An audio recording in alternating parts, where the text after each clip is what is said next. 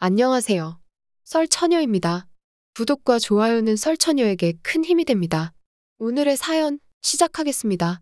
저는 남편과 결혼한 지 3년이 지났음에도 쉽게 아이를 가지지 못해 지인의 추천으로 병원을 다니게 되었습니다.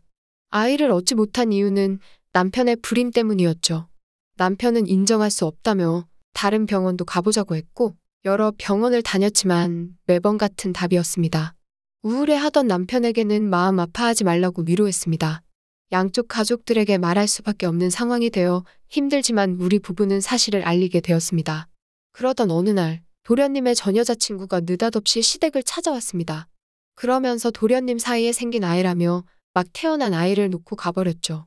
시어머님은 우리를 불러 어떻게 해야 할지 고민이라고 하셨고 도련님의 마음가짐이 가장 중요한 것 같다고 대답했습니다. 아이가 어찌나 귀엽던지 저를 보며 방긋 웃는데 저도 모르게 웃음이 나더라고요.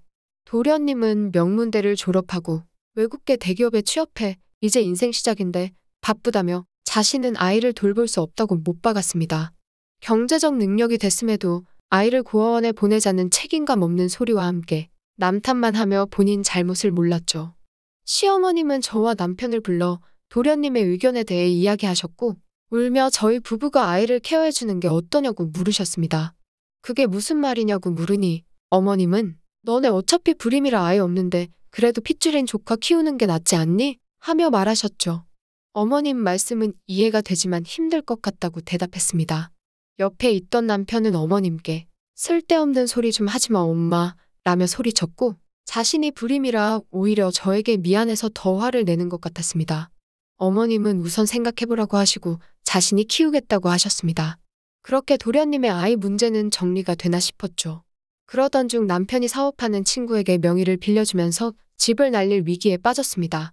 믿었던 친구의 배신이라며 남편은 매일 술에 빠져 살면서 일도 그만두어 빚만 더 불어나게 되었습니다. 어떻게든 정리를 하려고 저만 이리 뛰고 저리 뛰느라 너무 힘들었습니다. 우리 부부의 사정은 알게 된 어머니와 도련님은 저희 부부를 불렀습니다. 도련님은 형수님, 제가 형 빚을 갚아주고 아이 양육비 개념으로 200만 원 매달 드릴게요. 제 아이 형수님이 키워주시는 건 어떠세요? 엄마는 연세도 있으시고 좀 버거우실 것 같아서요. 하고 물었습니다. 너무 황당한 조건이었지만 우리 부부는 그 당시 선택의 여지가 없었습니다.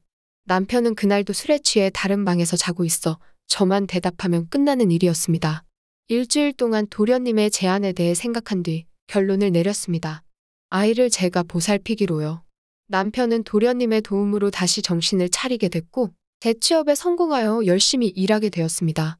오히려 도련님께 감사하는 마음도 있어 저는 아이를 진심으로 예뻐하며 제 자식이다 생각하고 돌봤습니다. 그러나 며칠 뒤 도련님에 대한 감사함은 온데간데 없어지고 배신감만 잔뜩 생겼습니다. 알고 보니 도련님은 결혼할 여자가 있었다는 것입니다. 아이가 있으면 의심을 품을 것 같아서 저희 부부에게 도움을 주는 척하고 결론은 자신의 아이를 키우게 한 것이죠. 그것도 모르고 우리에게 마음을 베푼다고 생각한 제가 너무 한심했습니다. 아이와 함께 있는 시간이 길어지니 아이에게 마음을 열게 되었습니다.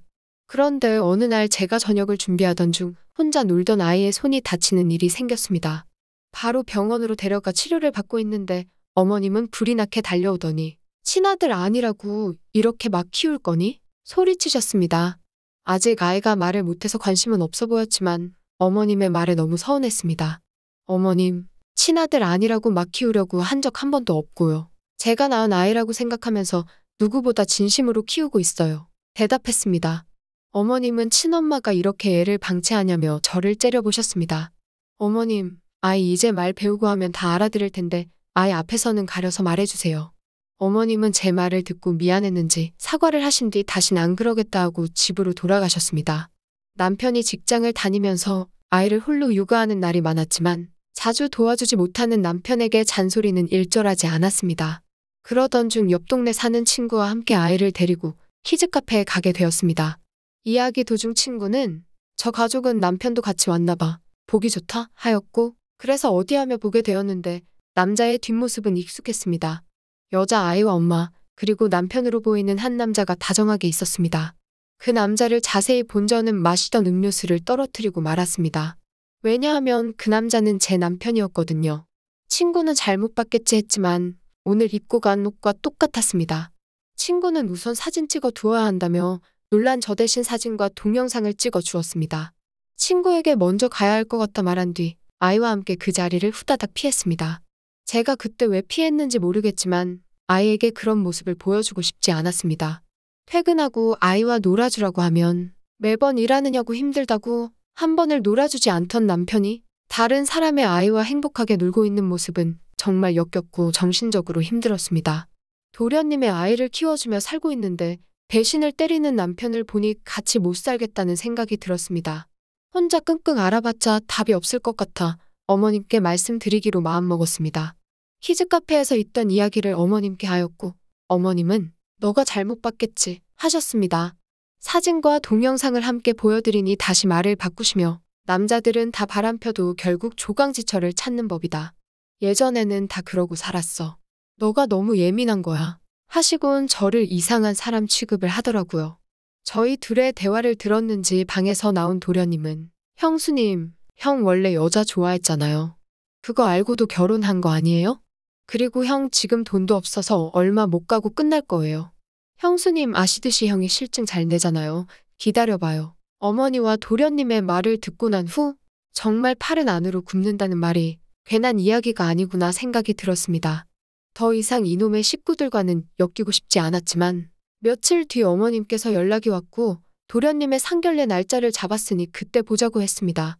어머님은 예비며느리 집안이 엄청 잘 사는 부잣집이라며 결혼하면 도련님 인생이 피는 거라면서 입이 찢어지게 자랑을 하셨습니다. 드디어 상견례 당일이 되었고 우리 부부는 아이와 함께 상견례 장소에 도착했습니다. 같이 식사하는 도중 도련님의 여자친구분께서 아이가 예쁘다 칭찬과 함께 도련님을 보며 자기를 많이 닮은 것 같아 웃으며 말했습니다. 이야기를 듣던 어머님은 사례가 들리더니 작은아버지니깐 닮았겠지 하면서 어색하게 웃었습니다. 어머니의 거짓말을 듣자마자 전하아 하면서 크게 웃었습니다. 정말 눈썰미 있으시네요. 아기 눈이랑 코가 정말 도련님이랑 똑같죠? 이래서 씨도둑은 못하나 봐요. 안 그래요 도련님? 도련님을 쳐다보며 이야기했습니다. 도련님은 제 말에 당황해 아무 말도 하지 못했고 남편은 여보 무슨 소리야. 농담도 정도껏 해야지. 저를 보며 말하더라고요. 왜? 내가 거짓말 하는 것도 아닌데 뭘 자기 친아빠가 누군지 우리 아들도 정확히 알아야지. 아빠한테 가서 안아달라고 해. 하며 도련님 쪽으로 아이를 보냈습니다. 여자친구네 집안의 표정은 급속도로 안 좋아지면서 도련님의 여자친구 아버님은 이게 다 무슨 소리냐고 물었습니다. 그 말에 제 남편은 와이프가 머리가 아파서 요즘 약을 먹더니 이상한 헛소리를 하네요. 웃자고 하는 농담입니다. 기분 나쁘셨으면 정말 죄송합니다. 당신 얼른 사과드려 하곤 저를 나무랐습니다. 그 소리를 들은 전 어이가 없어. 이 집안 남자들은 하나같이 여자 문제로 속 썩이잖아요. 사고 쳐서 아이 낳고 그 아이 형네 부부가 키우는데 그 형은 정신 못 차려서 바람나질 않나? 진짜 골 때리는 집안이에요? 대답했습니다. 제 말을 막으려고 어머님은 제 뺨을 때리더라고요. 저는 진실 말하는 며느리한테 손찌검까지 하세요? 어르신들 보셨죠? 이 집안이 이런 집안이에요. 이 아이 당신 남자친구라는 사람이 전 여친 사이에서 낳은 아이예요. 결혼하려면 비밀이 없어야 하는데 이런 이야기 들은 적 있어요? 이 남자랑 결혼하면 사기 결혼 당하는 거예요. 정신 차려요. 여자친구를 보며 말했습니다. 여자친구는 처음 듣는 이야기라며 덜덜 떨었고 그 집안 사람들은 모두 자리를 박차고 일어났습니다. 어머님과 도련님은 저에게 욕을 하기 시작했습니다. 눈에 뵈는 게 없던 저는 그 자리에 있던 그릇들을 모두 바닥에 던져버리면서 그러니까 나 건들지 말았어야지. 나 건드리는 사람은 누구라도 가만 안 둬. 소리친 후 자리에서 나와 버렸죠. 그렇게 도련님은 파혼을 당한 뒤 저희 부부에게 주던 200만 원 생활비는 없는 걸로 하겠다고 이야기하더라고요. 전 이 결혼 생활을 유지할 생각도 없어 마음대로 하라고 했습니다. 이혼 접수를 알아보고 있는데 모르는 번호로 연락이 왔습니다. 통화를 해보니 도련님의 상견례 때 봤던 여자친구더라고요. 저 아니었으면 사기 결혼을 하게 되었을 거라며 비밀을 말해줘서 고맙다 했습니다. 도움이 필요한 일이 있으면 언제든지 말해달라고 했죠. 현재 이혼 준비 중이라고 하니 자신의 아버지 주변에 변호사가 많다며 저에게 소개해주겠다고 했습니다. 힘든 시기였기에 저는 그 손을 잡아 그녀의 도움으로 이혼을 하게 되었죠. 지금까지도 언니, 동생 하면서 잘 지내고 있어요. 제 전 남편 가족은 어떻게 되었냐고요? 도련님의 파혼 내용이 소문나면서 회사 생활이 어려울 정도에 다다르게 되어 결국 그만두게 되었다고 합니다. 제 전 남편은 정신 못 차리고 이 여자 저 여자 만났다고 했습니다. 그중 유부녀를 만나다가 걸려서 여자의 남편한테 죽도록 맞고 고소까지 당했는데 합의금 지급을 못해서 현재는 깜빵에 갔다고 하더라고요. 세상엔 비밀이 없다는 말이 맞는 것 같습니다. 현재 저는 아픔을 훌훌 털어버리고 제 인생의 은인인 그녀가 운영하는 회사에서 근무를 하고 있습니다. 대표님의 은혜로 전폭적인 지원과 함께 제 커리어를 쌓으며 회사가 더 성장할 수 있도록 열심히 일하고 있습니다. 오늘의 사연은 여기까지입니다. 긴 사연 끝까지 들어주셔서 감사합니다. 구독과 좋아요는 썰처녀에게 큰 힘이 됩니다.